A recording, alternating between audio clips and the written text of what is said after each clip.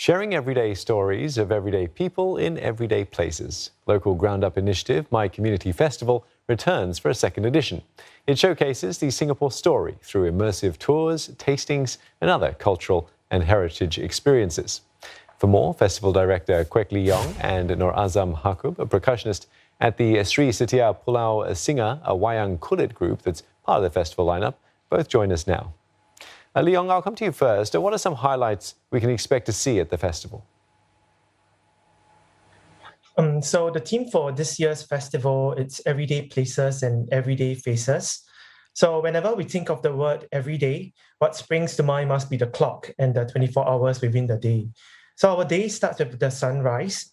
So for sunrise at my community, we will be joining Auntie Alice, a Qigong trainer who has been teaching Qigong at East Coast Park for the past 25 years. So participants will learn Qigong while watching the most beautiful sunrise at East Coast. We will also be following a bird singing community at Kebun Baru and finding out what keeps this group going for the last 40 years. So we have sunrise, we also have sunsets. So for sunset at my community, we will be following this Woodlands resident who is a regular jogger at Woodlands Waterfront for the past 15 years. So for every evening, as long as it doesn't rain, he will be jogging and taking photographs of sunset and posting on his Instagram. So participants will follow him on his daily fitness ritual and take awesome photographs of sunsets. So we also have like the After Hours at my community, which is a very popular series that celebrate the unsung heroes that keep Singapore going when everyone else is asleep. So this year, we will be visiting Bras Basah, where we will meet everyday and influential Singaporean women and celebrate their contributions to nation building. So the performing artists will be featured at my Rhyme and Rhythm. We have some specially curated program from Larietta Productions, who will be performing a chamber opera on Tanglin Hort, and Sri Setia Pulau Singa, who will be performing Kelantanese wayang kulit based on improvised stories of like Tanglin Hall.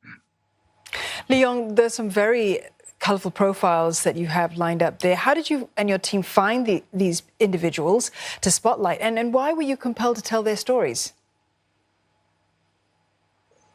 So our team first decide on the theme everyday places and everyday faces. So we explore on places and people which center around the theme.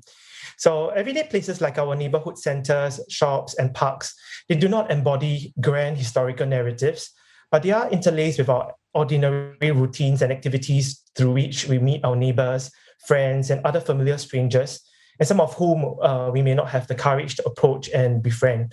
So after a very difficult year, we hope to bring people together and connect over our shared love of our island home. We hope that this will inspire an appreciation for our everyday places and fuel more adventures into the communities to uncover these hidden sides of Singapore.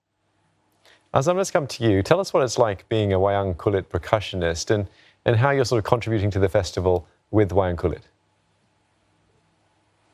Okay, the wayang kulit is accompanied by music of gamelan. However, our wayang kulit music is leaning more towards the northern part of Malaysia, which focuses on percussive instrumentation, right? So selective characters will have their music rhythm, accompaniment. So based on wayang kulit, right? For the olden days, they are more like what we have now in cinema, which they don't have last time. So it's traditional, it's a 2D thingy, you know. So closing down with Queenstown, Tanglin Hall, I think it's a good thing that we can revive back the olden days.